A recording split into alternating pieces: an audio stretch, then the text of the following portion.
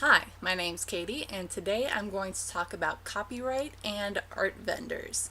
Now, I've got to start out with a disclaimer. I am not a lawyer, so none of this should be taken as legal advice. This is just me talking about it as I understand it. When I say art vendors, I'm talking about the kind of people who set up at craft fairs and conventions and flea markets and stuff like that, not big business. So that's a big issue, a big differentiation.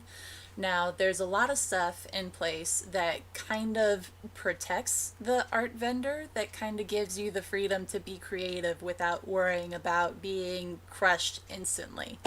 First off, most important to me is the second sale doctrine.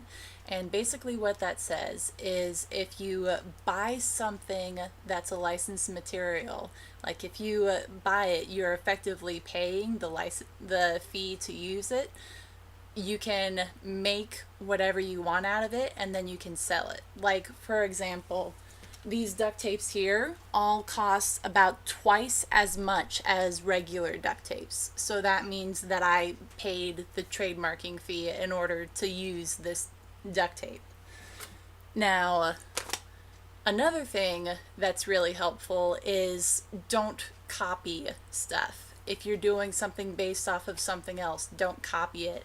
Like straight up copying and pasting from something else, that's completely illegal. Just don't do it. Now, it also helps if you stylize something or make it original. It's okay to be inspired by something, but the more original you get, the less likely you are to be attacked for copying something that someone else did.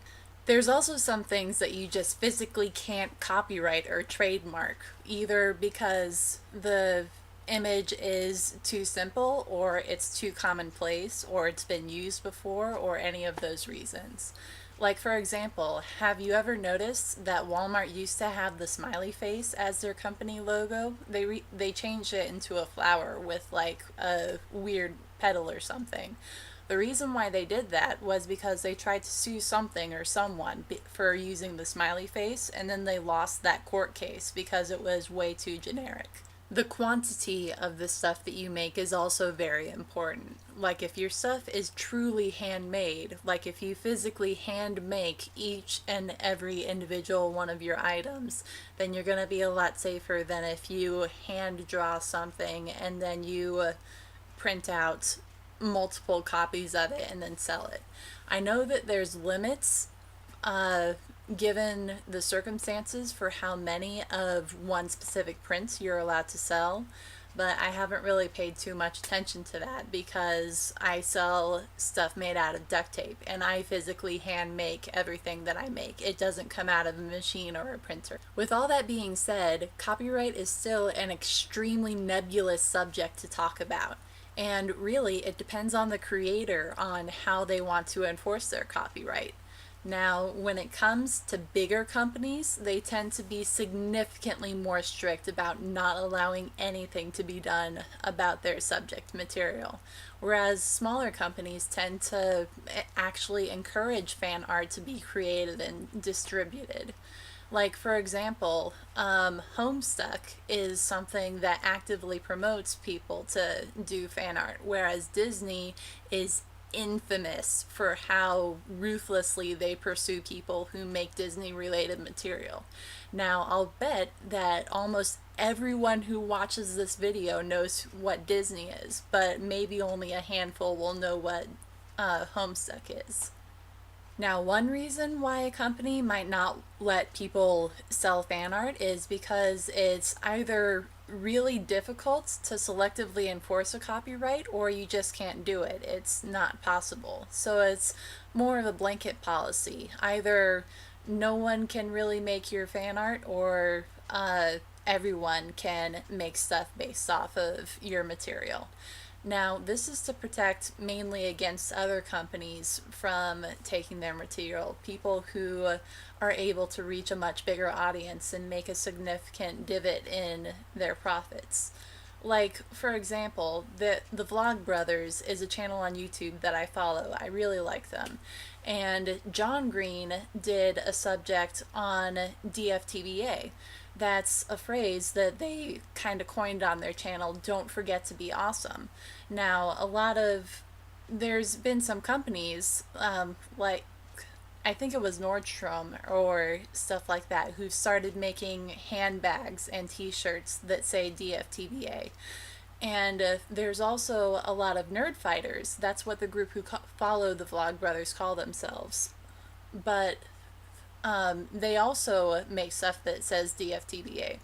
So John said that if they tried to go after these other companies saying, no, you can't use our stuff, they'd also have to tell the nerd fighters, no, you can't use DFTBA and stuff like that and post it on Etsy.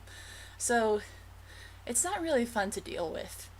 Now, something that a lot of people don't really realize is that enforcing copyright has potential to get expensive. So normally, if you put out something that a lawyer doesn't agree with, normally they don't sue you on the spot. Normally their first action is to ask you to take it down. And at that point, sure, it's fine. They don't agree with your stuff. It's okay to take it down. And then the next step after that is normally a cease and desist order, which is basically an official, please stop putting this stuff out there. We don't really want it out there. And then after all that has gone through and you still have the stuff out, then it becomes an issue and then you get sued.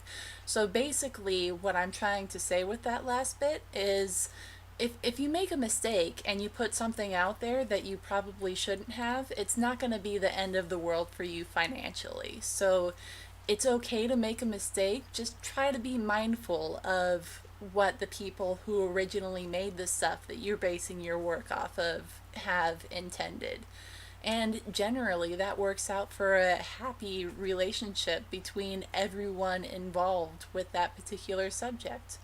So I hope this helped ease your stage fright if you're going into being a creative business person.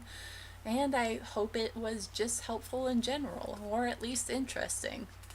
Well, thanks for your time, thanks for watching, and I will see you later. Bye.